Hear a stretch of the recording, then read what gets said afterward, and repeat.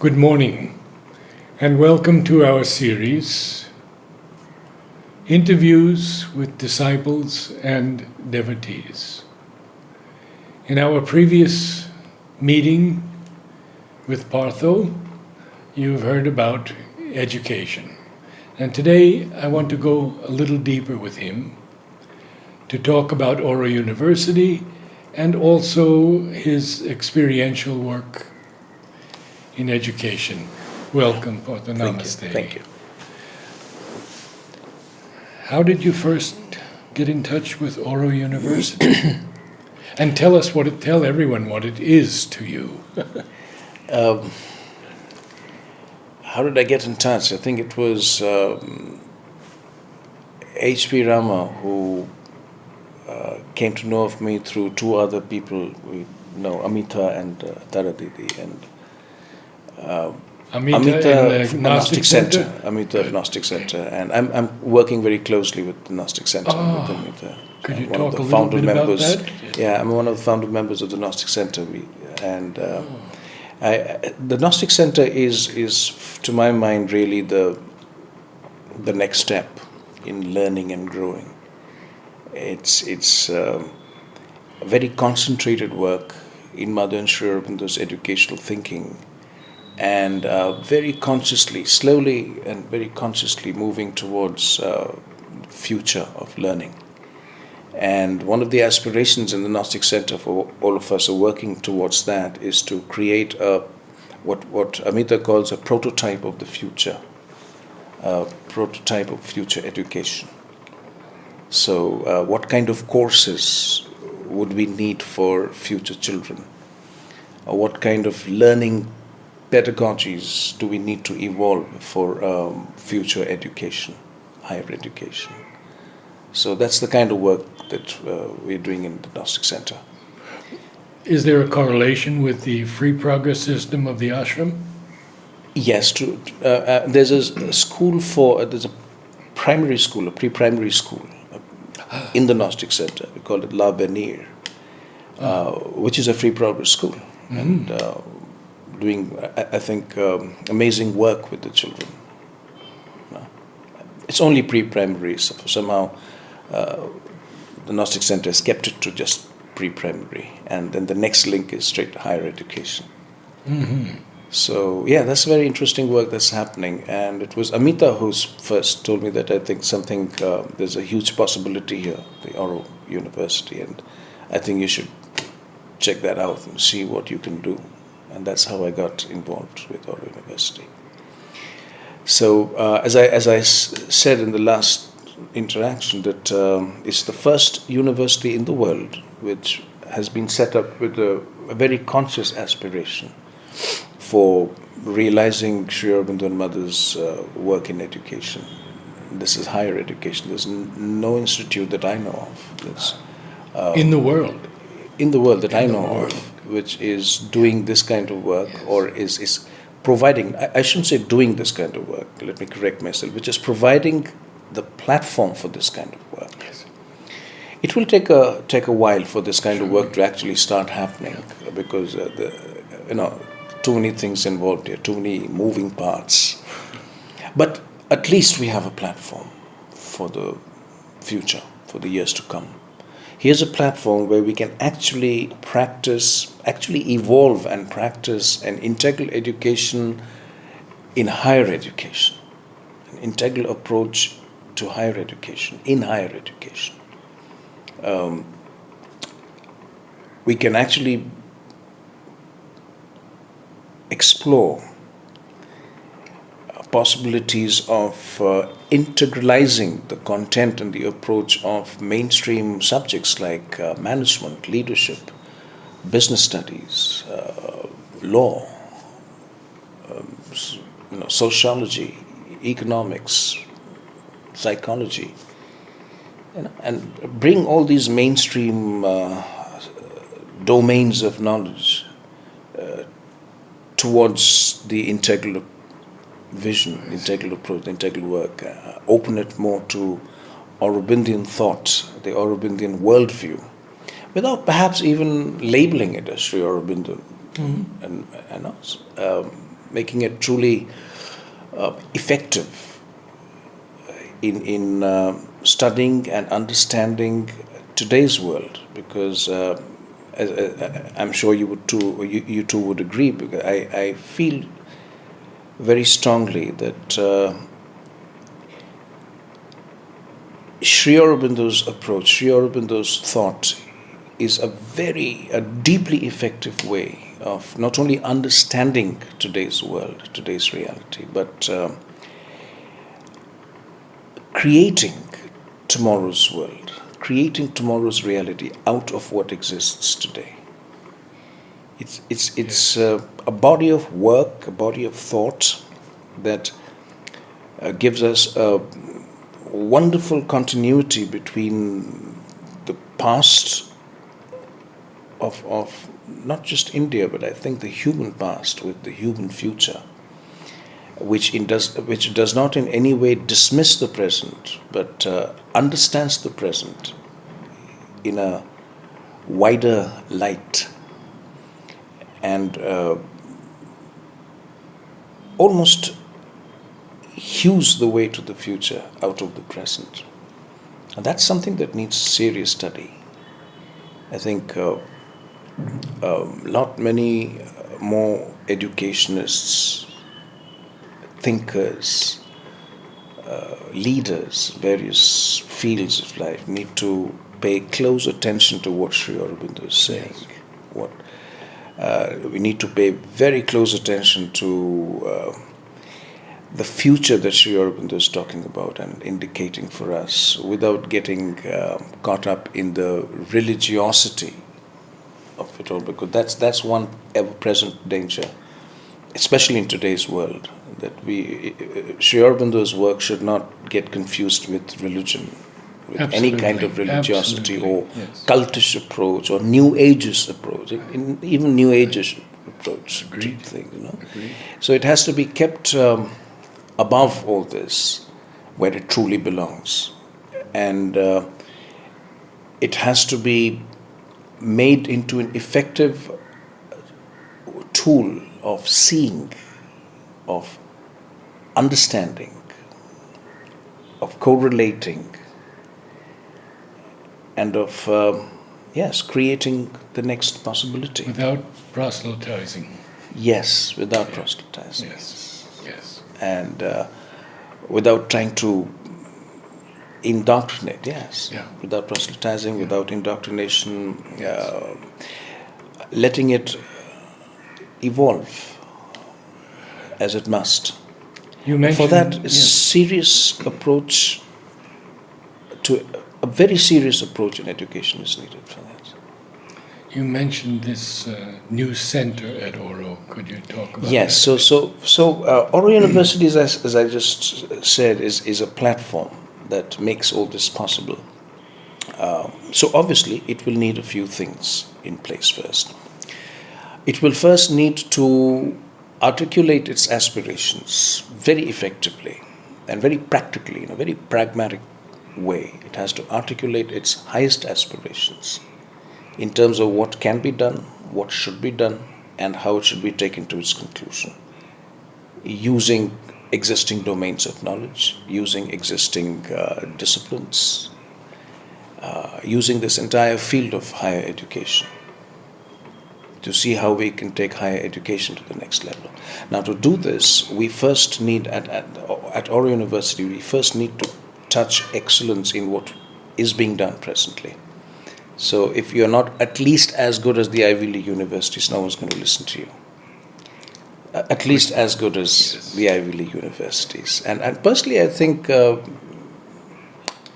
the Ivy League universities are doing, however good a work they may be doing in academia, is, I think, from the evolutionary perspective, is past tense of humanity. We need something completely different, Fully agree. completely new, something that equips the mind to deal with not just contemporary realities, but the emerging realities of the next decade, 2 decades, half a century. No education system in the world is doing that. How to equip the young mind to deal creatively, and proactively with the emerging realities, with the emerging future. We need an education system that does that. So here's a platform for that. But this is a platform that will become effective when at least what is presently happening is happening excellently. Touched excellence in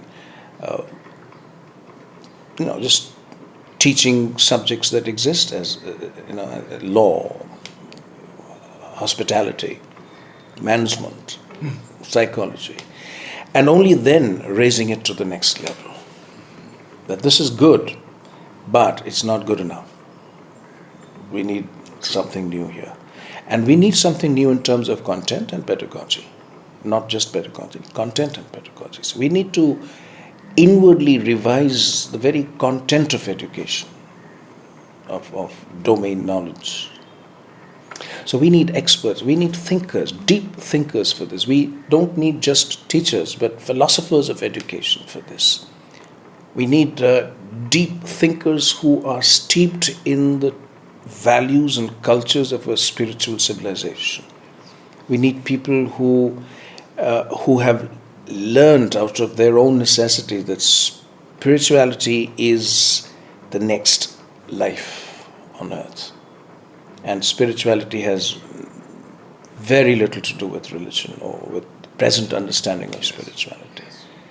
It's a futuristic, evolutionary, dynamic spirituality. Something that Aurobindo is talking about, integral spirituality.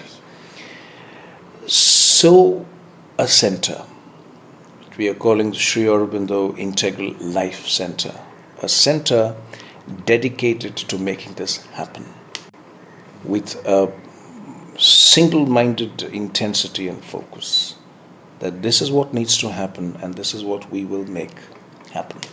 We will realize to the best of our capacities. But yes, it needs that focus.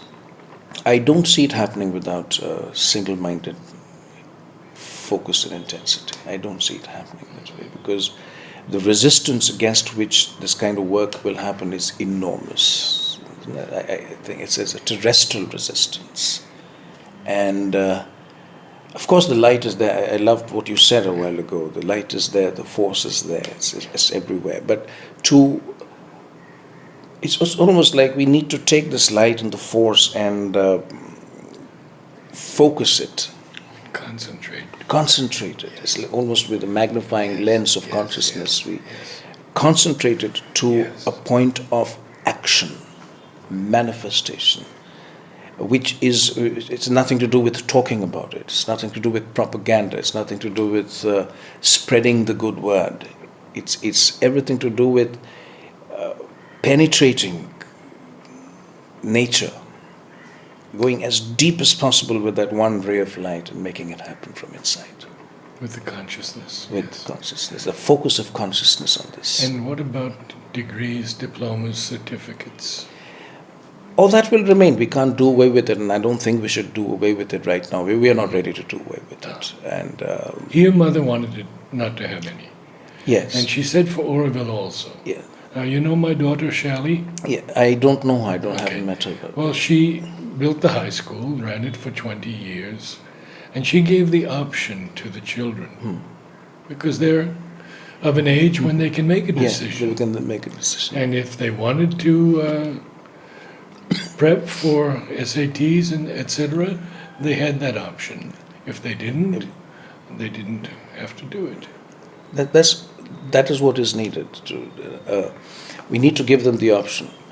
Along with that, simultaneously with that, we also need to give them an education where they can make this option, they can make this choice, they exercise this option. Yes. Because to choose not to go the conventional way needs enormous courage and clarity and confidence in oneself. Confidence in what one has learned. In other words, one needs to be engaged deeply with learning, so deeply that you know that you stand on the ground of solid knowledge and you don't need a certificate for that. So this is one of the things that will occupy you, this new center? Yes, but I This really... heart of the It's university. the if heart. if I may I called say. it the psychic center of the university, Okay. and HP called it the soul of the university. Okay. So, and I was waiting for this. I've been involved with the university over the last 4 years, but only from the periphery. I was involved from the periphery. I never got into it because perhaps I was waiting for this to happen. So when HP told me that let's work for the center, that's when I felt that yes, this is it. Now the time has come. So that's how everything sort of fell in place. But yes, it is the soul center of the university. Could you talk to us a bit about your work in experiential teaching? I know you did one in South Carolina at the Integral Yoga Retreat one time. Yes. Can you So articulate that a bit for us? it's how do I say that? I do this work through retreats with teachers, educators, parents. So people who are somewhat open already. People who are somewhat open Yeah. already, yes. Okay. Open in the mind and open in the heart, both. And we start talking. It's almost like we are talking. We start talking about what's happening, what are we feeling. And we go a bit deeper to get in touch with our feelings. And almost always people are not happy with what's happening around. They're not happy with what's happening to their children. They're not happy with what has happened to them. And they can see how little of education they've really got and how much more was possible. So I find that most people, most right-thinking people have this in them, but not articulated so far. So in this dialogue, this is articulated. And one begins to see that, yes, the only way ahead is to get back in touch with our inner selves.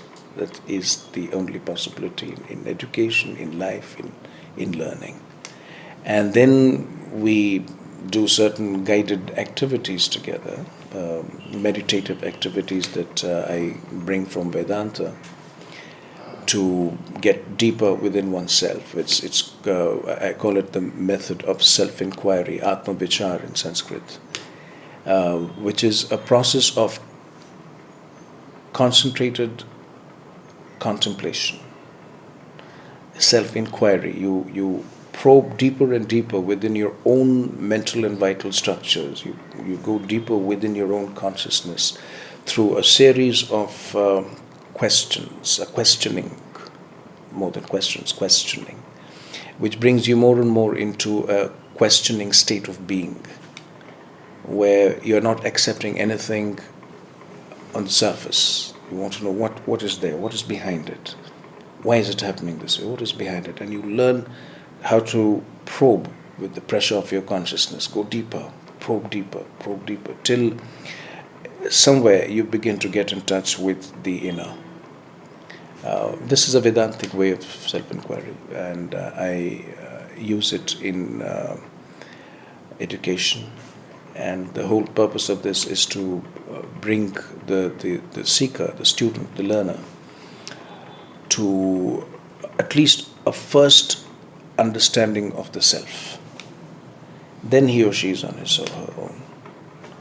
But that's very important from the perspective of education and learning. I find it very, very important that you have to go within. This inwardization is very, very important. So that's what I do in this experiential retreat.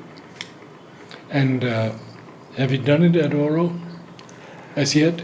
Not yet. I have not done it at Oro yet. Because as you said a while ago, you need to be open to it in the mind and in the heart, because it's difficult. It's as you start this movement within, it gets pretty difficult initially, because you're confronting a lot of things within yourself that you don't want to confront.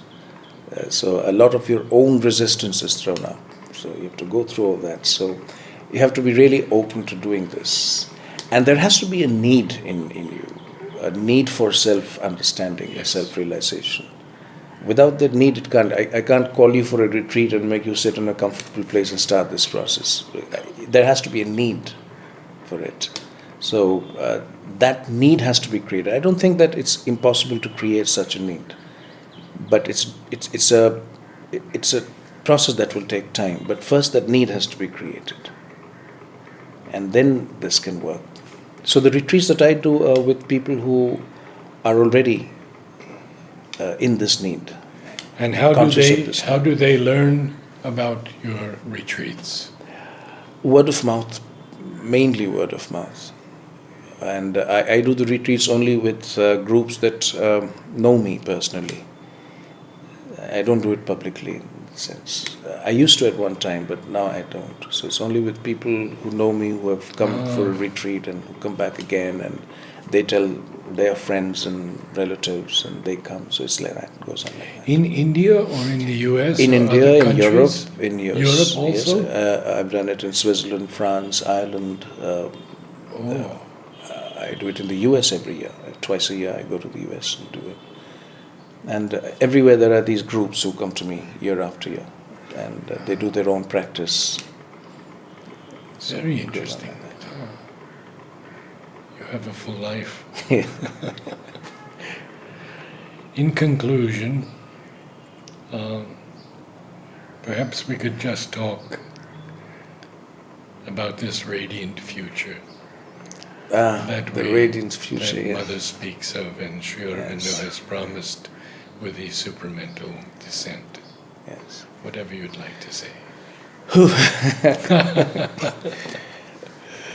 This has been very personal to me for many years.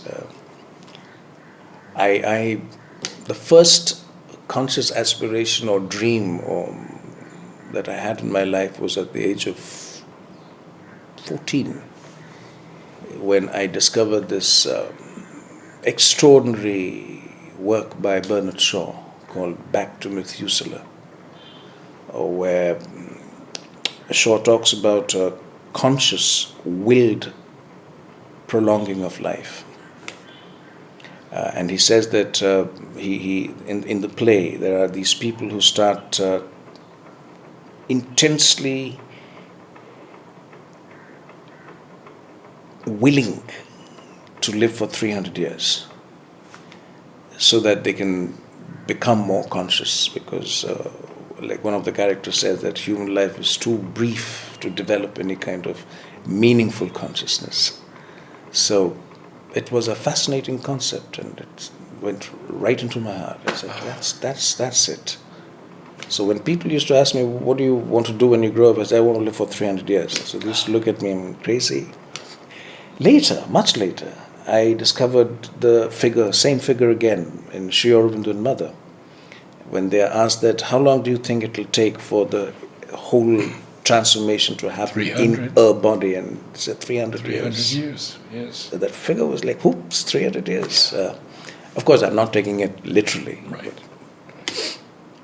So it's one of the things that is a constant thing within me, that one thing that I need above all is conscious continuity of life. Otherwise this work cannot be done. There's no way that whatever we have gained in this lifetime can be lost again. There has to be a conscious continuity of life. How to get that? Whether through education, through yoga, through a different kind of thinking, a different kind of feeling, whatever, all of it put together, and still some more. I don't know. I'm still in And the the process. physical body. Well, initially, maybe not. Maybe not in the physical body. No, I mean preparation. Oh, preparation in the Of the physical body. body. Yes, Preparation, But yes. Again, I don't think the body is yet ready, from all my understanding. But certainly, as a consciousness, one can make sure that there is a continuity. Yes. So that is my passion, and I don't think I've ever shared this before with anyone, because I'm sure they'll think I'm crazy. It's wonderful. But that's my passage to the future, because I think the future is happening.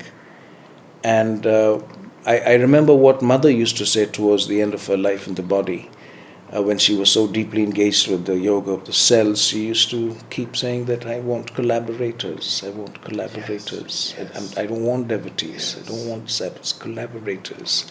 It took me many years to understand. I mean, not that I have understood, but at least the first intuitive inkling of what a collaborator is, what collaboration with the divine can be. So that, I think, is the key Yes. to our own future. Yes. Obviously, none of us can create our future, but she is doing that for us. Yes. And somewhere we need to, maybe just be carried like the cat. The cat carries. Yes, the cat. Yes, not the monkey. Yeah, you just don't have to just. The monkey holds on. The but monkey cat holds on. The Allows cat. me So to be carried. Yes. like a kitten, Yeah. holding on to the mother. Wonderful. And just going. Wonderful. So that's the future is very, very exciting for me. The future is very real for me. The future is very real for me, and my Vedanta has brought me to a point where one thing I know for sure is time as we know it does not exist.